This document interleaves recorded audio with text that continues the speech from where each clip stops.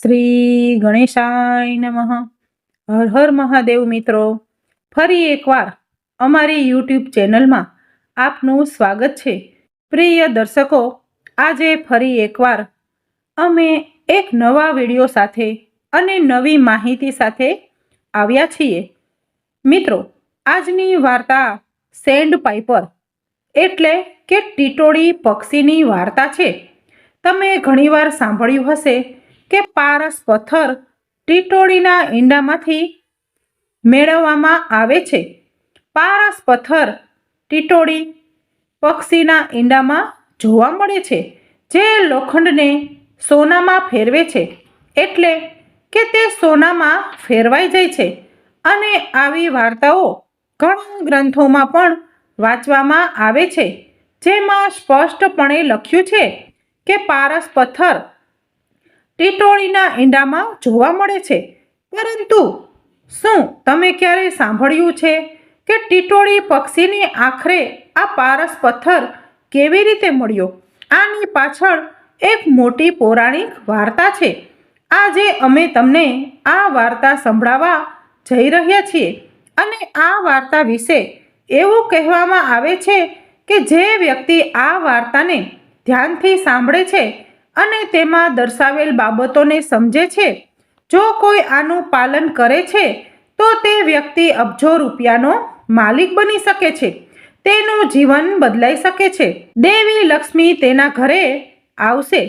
તે વ્યક્તિ ક્યારેય ગરીબ રહી શકતો નથી. તો મિત્રો, વિડીયો અંત સુધી અવશ્ય જોજો. એક પ્રાચીન સમયની વાત છે. શ્રાવણ મહિનો શરૂ થવાનો હતો અને ટીટોળીઓની જોડી જંગલમાં બેઠી હતી. એ જ જંગલમાં માદા ટીટોળી તેના 2 ઈંડાને જન્મ આપે છે. શ્રાવણ મહિનો શરૂ થઈ ગયો હતો. માદા ટીટોળી અને તેનો પતિ બંને ખૂબ જ ચિંતિત હતા, કારણ કે ઈંડા મૂક્યાને ઘણો સમય થઈ ગયો હતો, પરંતુ ઈંડામાંથી બચ્ચા બહાર આવતા ન હતા. પતિ પત્નીની ખૂબ જ આશા સાથે બેઠા હતા કે જ્યારે ઈંડા તૂટશે ત્યારે તેમાંથી સુંદર નાના નાના બાળકો બહાર આવશે અને તેમનું જીવન ખૂબ જ ખુશહાલ બની જશે. પતિ પત્ની બંને પોતાના બાળકો વિશે સપના જોઈ રહ્યા હતા. વિવિધ પ્રકારના સપના જોઈ રહ્યા હતા, પરંતુ તેમના ઈંડા પણ ફૂટી રહ્યા ન હતા. આખરે શ્રાવણ મહિનો શરૂ થાય છે અને પતિ પત્ની બંને ખૂબ જ ચિંતિત અને દુઃખી થઈ જાય છે. હવે માદા ટીટોળી તેના પતિને કહેવા લાગે છે કે પ્રિય, શ્રાવણ મહિનો શરૂ થઈ ગયો છે. ઈંડા જન્મ્યાને ઘણો સમય થઈ ગયો છે, પણ ઈંડામાંથી બચ્ચા નીકળ્યા નથી. જો ઈંડા તૂટ્યા હોત તો આપણા બાળકો હવે મોટા થઈ ગયા હોત. ઈંડા તૂટવા માટે કયો ઉપાય કરવો જોઈએ જેથી ઈંડા ખૂબ જ જલ્દી ફૂટે અને બચ્ચા બહાર આવે? પછી નર ટીટોળી પણ તેની પત્નીને કહેવા લાગે છે કે હે પ્રિયે, મારી પાસે પણ આનો કોઈ ઉપાય નથી. કેવી રીતે તૂટે છે? પતિ પત્ની બંને વારંવાર ઈંડા પર ચાંચ મારે છે, પણ ઈંડા પર કોઈ અસર થતી નથી. તે જ સમયે નારદજી ત્યાંથી પસાર થઈ રહ્યા હતા. ત્યારે નારદજી ત્યાં પહોંચ્યા. જ્યારે તેઓ માળામાંથી બહાર આવે છે, ત્યારે તેમની નજર ટીટોળીના ઈંડા અને ટીટોળીની જોડી પર પડે છે. પછી નારદજી ત્યાં ઊભા રહે છે અને નર ટીટોળી અને તેની પત્નીને પોતાની પાસે બોલાવે છે.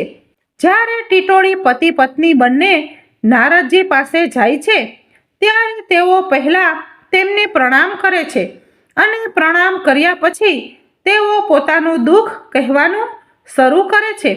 તેઓ નારદજીને કહેવા લાગે છે કે હે મુનિવર, આપણા ઈંડા મૂક્યાને ઘણો સમય થઈ ગયો છે, પણ હજુ પણ ઈંડા ફૂટતા નથી.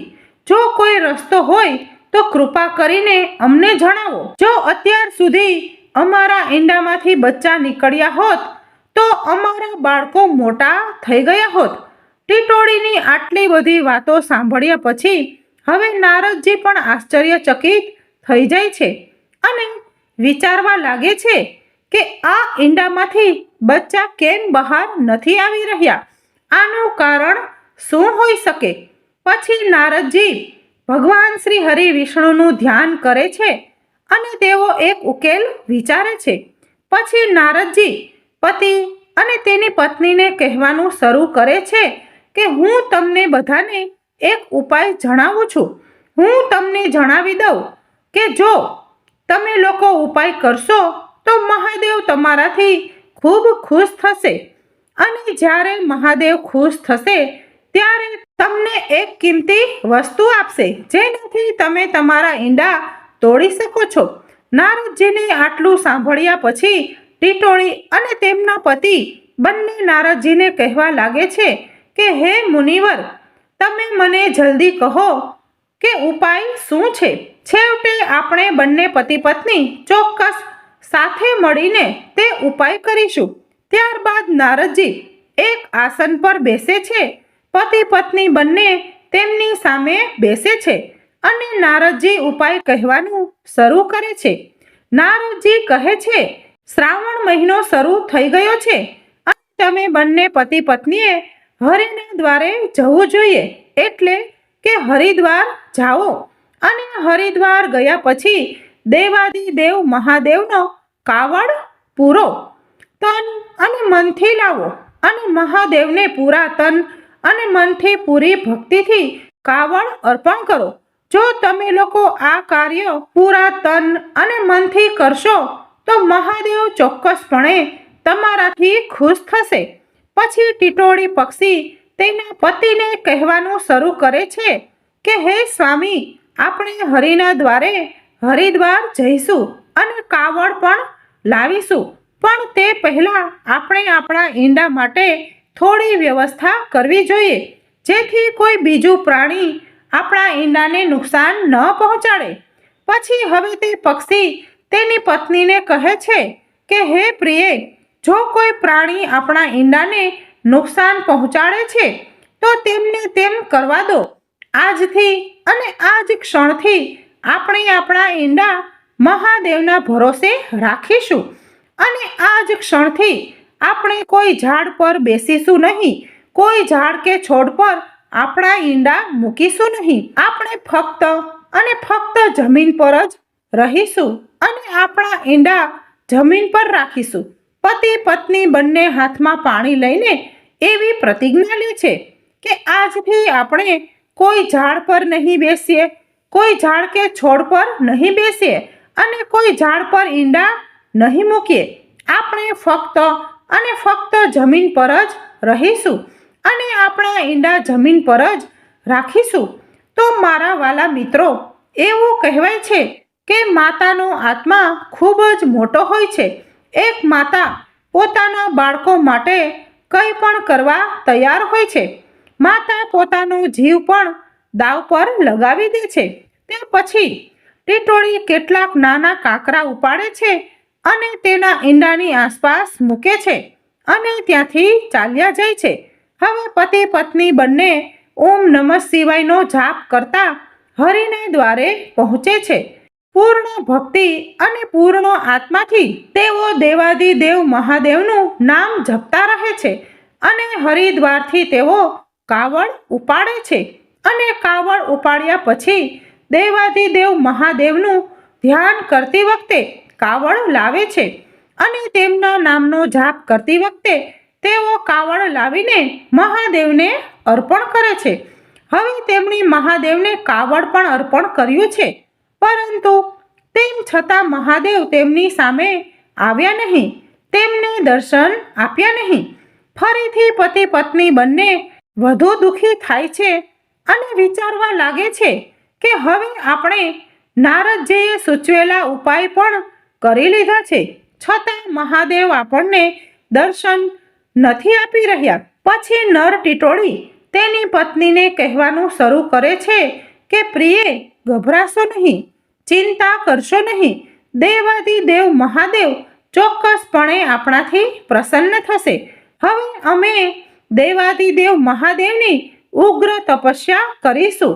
હવે પતિ પત્ની બંને ફરીથી પ્રતિજ્ઞા લે છે અને મહાદેવની ઘનઘોર તપસ્યામાં બેસે છે. જ્યારે પતિ પત્ની બંને મહાદેવની ભક્તિમાં બેસે છે ત્યારે શ્રાવણ મહિનાનો છેલ્લો ભાગ ચાલી રહ્યો છે.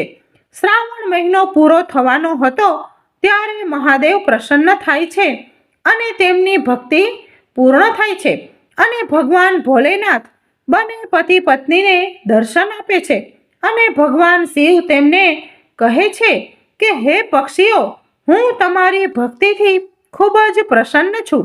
તમે જે વરદાન ઈચ્છો તે માંગી શકો છો. પછી બંને પતિ પત્ની તેમની આંખો ખોલે છે. આંખો ખોલવાની સાથે જ ભગવાન મહાદેવના દર્શન થાય છે.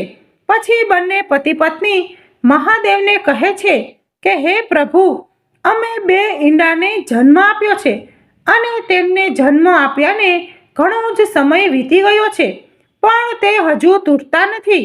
અમને એવું વરદાન આપો કે જેનાથી આપણે આપણા ઈંડા તોડી શકીએ અને આપણા બાળકોને તેમાંથી બહાર કાઢી શકીએ.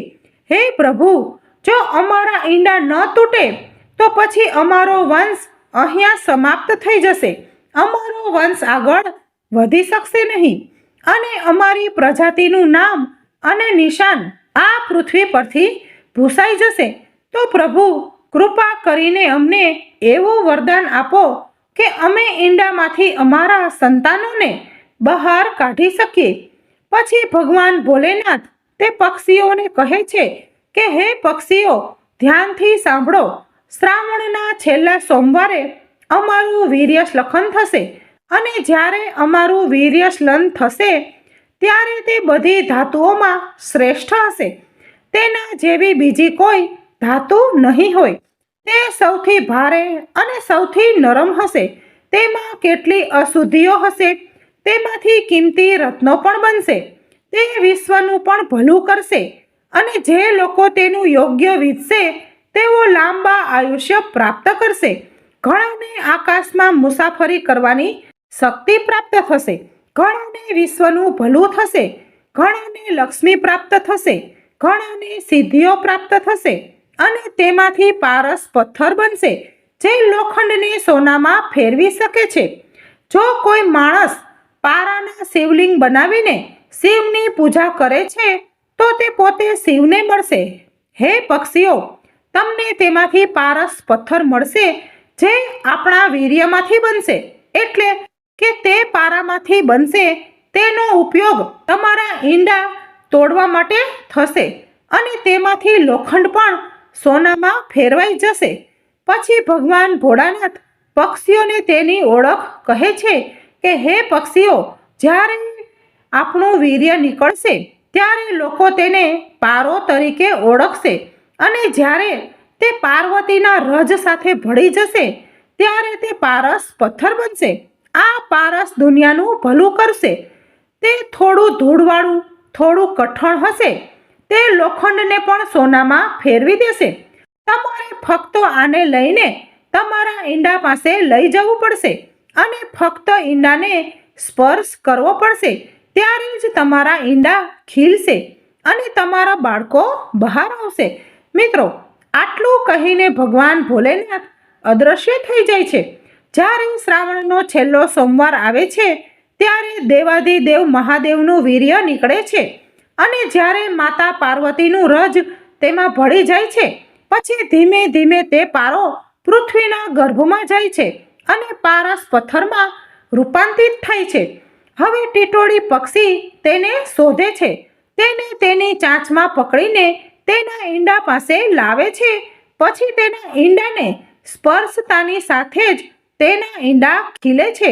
તેના ઈંડા તૂટે છે અને તેના બચ્ચા બહાર આવે છે. મિત્રો, આ રીતે ટીટોળી પક્ષીને પારસ પથ્થર મળ્યો અને મિત્રો, આ બિલકુલ સાચું છે. એમાં કોઈ શંકા નથી કે ટીટોળીના ઈંડામાં પારસ સ્ટોન નથી. તેમાં ચોક્કસપણે તે સમાયેલું છે. પછી ટીટોળીના બચ્ચા જ્યારે મોટા થાય છે ત્યારે ટીટોળી તેના બચ્ચાઓને આ પારસ પથ્થર વિશે કહે છે. એવું કહેવાય છે કે આ રહસ્ય ફક્ત ટીટોળી પક્ષી જાણે છે. તે પોતાના બાળકો સિવાય બીજા કોઈ પ્રાણીને તેના વિશે ખબર પડવા દેતું નથી. પ્રિય દર્શકો, ઘણા લોકો એવું માને છે કે ટીટોળી પક્ષી પારસ પાત્રનો ટુકડો તેના માળામાં છોડી દે છે, પરંતુ આવું નથી. પક્ષી પારસ પાત્ર ખૂબ જ કાળજીપૂર્વક લાવે છે અને તેના ઈંડાથી તેને સ્પર્શ કર્યા પછી તે તેને પાછું એવી સુરક્ષિત જગ્યાએ મૂકી દે છે જ્યાં કોઈ માણસ અથવા પક્ષી પણ પહોંચી શકતું નથી.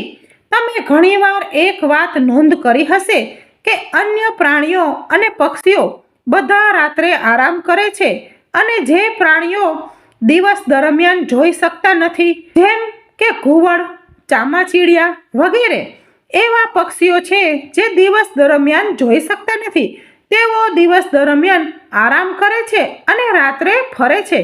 અને અન્ય પ્રાણીઓ અને પક્ષીઓ રાત્રે આરામ કરે છે અને દિવસ દરમિયાન અહીં અને તહીં આટાફેરા કરે છે.